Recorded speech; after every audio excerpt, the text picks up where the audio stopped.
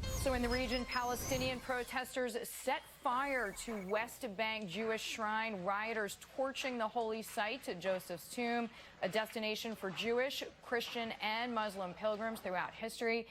Dr. Zuhdi Jasser with me now. He's the president of the Islamic Forum for Democracy.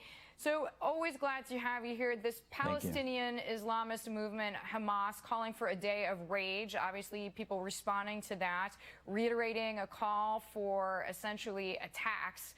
How tense is this situation fitting in with what we've seen in the past month?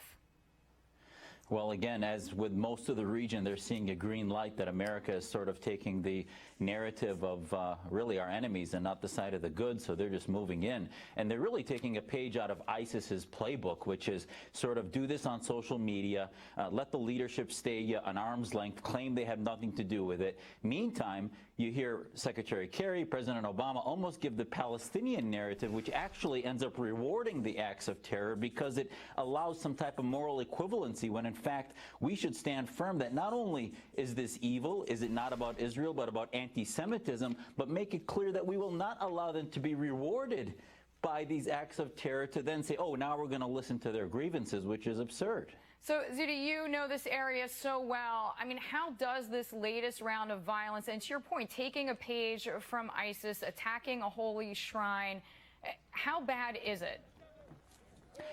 Well, this is the problem when you have no leadership, when you have a vacuum where those of good are not being promoted and defended and stood by.